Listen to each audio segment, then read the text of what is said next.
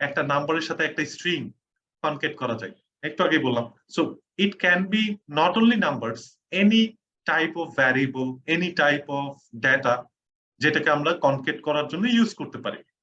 যেমন এখানে 10 আর 20, অনেকে কনফিউজড লাইক হইতে পারেন যে অনেক বড় একটা কোডের মধ্যে কোথাও একটা মিস্টেক আমরা করলাম, যেখানে আসলে একটা ইন্টিজার ভ্যালু পাস করার কথা আমি পাঠালাম একটা স্ট্রিং, তখন কিন্তু কাজ করবে না। অবশ্যই ডিবাগিংটা এই জন্য করবেন সবাই, আমরা অনেকে ডিবাগ করি না। ওকে, এখন আসি এরকম কিছু special character like double quote. So আমরা জানি যে কোন একটা জিনিস প্রিন্ট আউট অথবা কোন একটা স্ট্রিং, হ্যাঁ, কোন একটা স্ট্রিং ভ্যালু যখন আমরা ইনিশিয়ালাইজ করি তখন ডাবল কোটের ভিতরে পাঠাই। এখন এরকম তো হতে পারে লাইক কোন একটা জায়গায় ইন্টারনালি ডাবল কোট আছে, লাইক একটা বইয়ের নাম আমি বললাম যে এটাতে না করি, টাইপের একটা variable book name, okay, book equal in double quote. আমি যদি একটা সেন্টেন্স লিখি, I have written a book named what. So named একটা যখন বুককে যখন আমি একটু স্পেশাল অর্থে ব্যবহার করি তখন কিন্তু একটা ডাবল কোট ইউজ করতে হয়, একটা না দুইটা।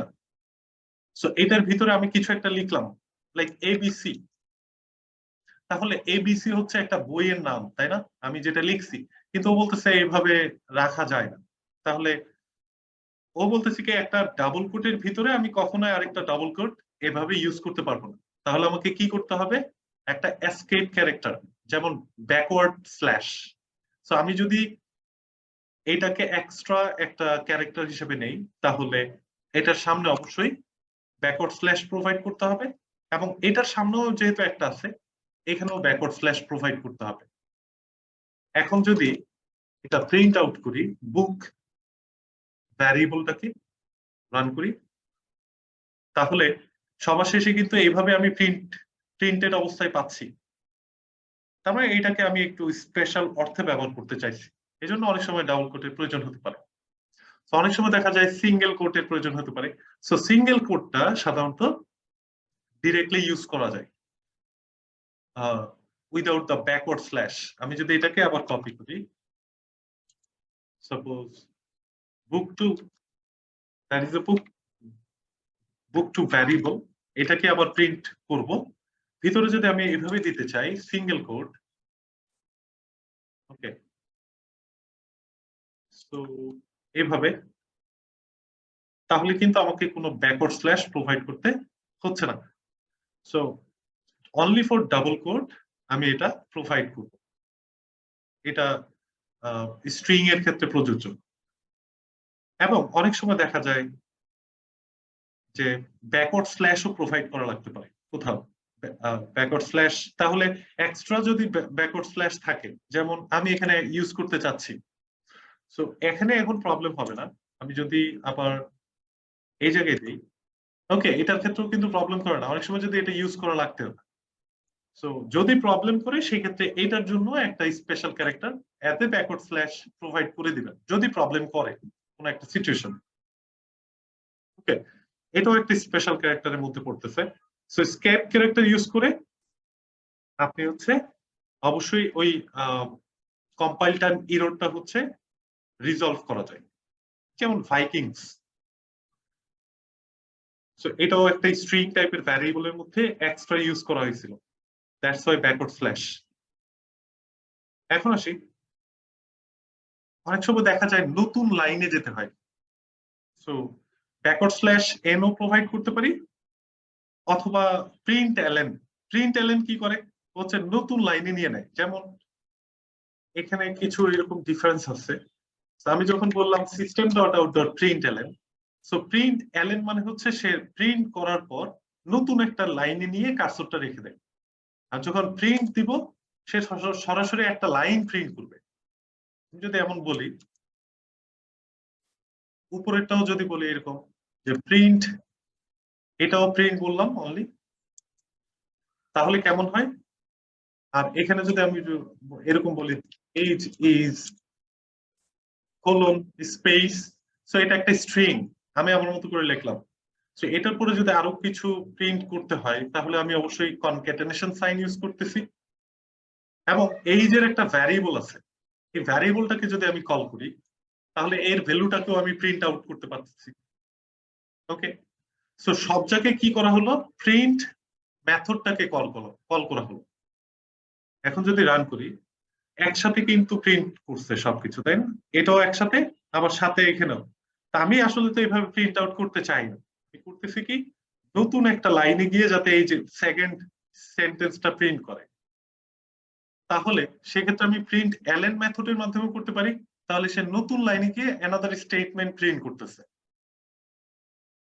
আর যদি আলাদা করে আমাকে without this method print L N মেথডের মাধ্যমে যদি করতে না চাই, সেক্ষেত্রে ব্যাকওয়ার্ড স্ল্যাশ এন দিয়ে কাজটা আমরা করতে পারি। সো বুকের পরে যদি এখানে আরেকটা জিনিস আমি কনকেট করি, সেটা হচ্ছে ব্যাকওয়ার্ড স্ল্যাশ এন, তাহলে সেটা আমাকে নতুন লাইনে নিয়ে যাবে। রান করি, তাহলে প্রথম সেন্টেন্সটা একটা জায়গায় প্রিন্ট আউট হলো, আর পরেরটা কিন্তু অ্যানাদার একটা নিউ লাইনে প্রিন্ট আউট হলো। কিন্তু age is this variable, so এটার ভ্যালু 20, এইটাকেও যদি আমি নতুন একটা লাইনে প্রিন্ট আউট করতে চাই আমি এইভাবে দিতে পারতেছি, তাই না? সো এই জিনিসটা একটা স্ট্রিং হিসেবে কিন্তু কাজ করতেছে, একটা স্ট্রিং হিসেবে, যেহেতু ডাবল কোটে আছে। সো আমি যে কোনো ডাবল কোটের ভিতরে যেখানে আমি নতুন লাইন চাই সেখানে আমি এই ক্যারেক্টারটা ইউজ করতে পারি। সো আমি যদি এখানে চাই যে এই লাইনের শুরুতে একটা নতুন লাইন প্রথমে প্রিন্ট আউট করবে, মানে প্রথমে সে স্টোর করবে, সো ব্যাকওয়ার্ড স্ল্যাশ এন এভাবে আমরা দিতে পারি। তাহলে এখন যদি রান করি দেখেন আরেকটা এক্সট্রা কিন্তু লাইন নিচ্ছে, তাই না? এক্সট্রা একটা লাইন। সো এই জিনিসটা যদি আমি এখন এখানে প্রোভাইড করি ব্যাকওয়ার্ড স্ল্যাশ এন, সেম কাজটা করবে, তার মানে এই জিনিসটা তখন নতুন লাইনে চলে যাবে, নতুন লাইনে চলে গেল, আর ওখান থেকে কিন্তু আমি রিমুভ করে দিচ্ছি, দ্যাটস ওয়াই ওইটা এক্সট্রা কোনো নতুন লাইন নেয় নাই। সো এই জিনিসগুলো অনেক ইম্পর্টেন্ট। এন্ড দেন অনেক সময় প্রয়োজন হয় যে কোনো একটা রিকোয়ারমেন্ট ফুলফিল করার জন্য কোথাও ট্যাব ইউজ করা লাগতেছে। ট্যাব মানে একটা ডিফল্ট কিছু স্পেসেস, ডিফল্ট কিছু স্পেস যেটা হচ্ছে প্রত্যেকটা মেশিনের জন্য সেট করা থাকে। সো আমার জন্য সেট করা আছে 4টা স্পেস। যখন আমি কোথাও এরকম কোন সাইন ইউজ করব ব্যাকওয়ার্ড স্ল্যাশ টি, তখন সে 4টা স্পেস প্রিন্ট আউট করবে। যেমন এখানে যদি আমি দেই এরকম ব্যাকওয়ার্ড স্ল্যাশ টি, তাহলে এখানে প্রিন্ট করছে, প্রিন্ট করার তাহলে এখানে আরেকটা জিনিস দেই ব্যাকওয়ার্ড স্ল্যাশ এন দেন ব্যাকওয়ার্ড স্ল্যাশ টি, তার মানে প্রথমে নতুন লাইনে যাবে, তারপরে হচ্ছে একটা 4টা স্পেস প্রিন্ট আউট করবে এইজের আগে। তাহলে রান করি, তাহলে দেখেন এখানে কিন্তু কিছু স্পেসেস নিছে, এটা হয়তো একটু বেশি নিছে যেটা আমার মেশিনের জন্য সেট করা।